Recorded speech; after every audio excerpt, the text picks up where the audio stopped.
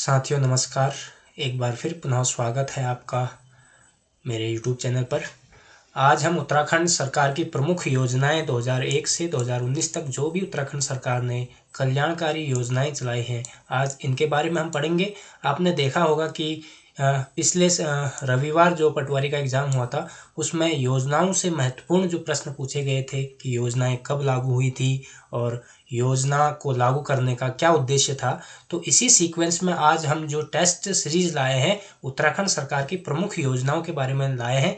तो आप हो जाइए तैयार और अपने रिवीजन के लिए ज़्यादा बातचीत न करते हुए देखते हैं आज की पहली योजना। पहली योजना है वीर चंद्र सिंह गढ़वाली पर्यटन स्वरोजगार योजना। ये जो है योजना 1 जून 2002 को लागू हुई थी और इस योजना का उद्देश्य था पर्यटन में स्वरोजगार को बढ़ावा देना। ठीक है, इस योजना का जो उद्देश्य था पर्यटन में स्वरोजगार को बढ़ावा देना। पटवारी के एग्जाम में पूछा गया था ये वीर चंद्र सिंह गढ़वाली का जो ये बारे में था। एक योजना कब लागू हुई? 1 जून 2002 को। दूसरी जो योजना है वंदे मातरम योजना है। 9 फरवरी 2004 को ये योजना लागू हुई थी। इसका उद्देश्य था गर्भवती महिलाओं को निःशुल्क उपचार जो करवाना इस योजना का उद्देश्य था। तो आपको एग्ज़ाम में कहीं से भी यूके हो या यूके पीएससी हो, उसके एग्ज़ाम में क्वेश्चन पूछने का तरीका काफ़ी बदल चुका है। तो आपको तीनों चीज़ें याद रखनी है, योजनाएं कब लागू हुई और उसको लागू करने का क्या उद्देश्य था। तीसरा है पर्यावरण मित्र योजना। 11 मार्च 2006 को यह योजना लागू हुई थी। जैविक और अजैविक कूड़े के निस्तारण का इसका उद्देश्य था। ठीक है, अगला है दीनदयाल उत्तराखंड ग्रामीण आवास योजना। यह योजना सितंबर 2007 में लागू हुई थी और इस योजना का जो उद्देश्य था गरीब परिवारों को आवास उपलब्ध करवाने हेतु ये योजना लागू की गई थी। अगली योजना है देवभूमि मुस्कान योजना। 2009 में लागू हुई थी। इसका उद्देश्य था वंचित वर्ग के छात्रों को उत्कृष्ट शिक्षा दिलवाने हेतु यह योजना लागू हुई थी। देखते हैं अगला है आपातकालीन चिकित्सा सेवा 108। यह 15 मई 2008 को लागू हुई थी। ठीक है, अगला है अटल आवास योजना। इस योजना ये जो योजना है 11 फरवरी 2011 को लागू हुई थी। अगला है मोनाल परियोजना। मोनाल जो परियोजना है यह 11 अप्रैल 2011 को लागू हुई थी और इसका उद्देश्य था 11 से 18 वर्ष की किशोरियों के स्वास्थ्य व कौशल को बढ़ावा देना, इसका उद्देश्य था। अगली योजना है मेरे बुजुर्ग मेरे तीर्थ योजना। 2014 में लागू हुई थी। ठीक, इसका उद्देश्य है प्रदेश के 65 साल से अधिक बुजुर्गों को चारों धामों के निःशुल्क यात्रा करवाई जाएगी इसमें मेरे बुजुर्ग मेरे तीर्थ योजना में। अगली है मेरा गांव मेरी सड़क योजना। 2014 में लागू हुई थी यह योजना। ठीक है, और इस योजना का क्या उद्देश्य था कि सड़क से 1 किलोमीटर दूर स्थित जो गांव होंगे, मान ले ये मेन सड़क है, मुख्य सड़क से इससे 1 किलोमीटर की दूरी पर जो गांव होंगे वहां क्या करी जाएगी, 6 फीट चौड़ी सीमेंट की कंक्रीट सड़क बनाई जाएगी। ऐसे गांव, ठीक है, जो मुख्य रोड से 1 किलोमीटर क्या है नीचे है, वहां क्या की जाएगी 6 फीट चौड़ी क्या बनाई जाएगी, 6 फीट चौड़ी वहां पर कंक्रीट की सड़क बनाई जाएगी।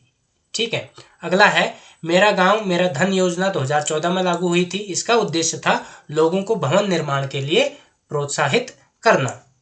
अगला है तीलू रौतेली विशेष पेंशन योजना। 1 अप्रैल 2014 को लागू हुई थी और इसे लागू करने का जो उद्देश्य था कृषि कार्य करते हुए जो महिला और पुरुष जो विकलांग हो जाते हैं उन्हें सरकार सहायता राशि उपलब्ध करवाती है।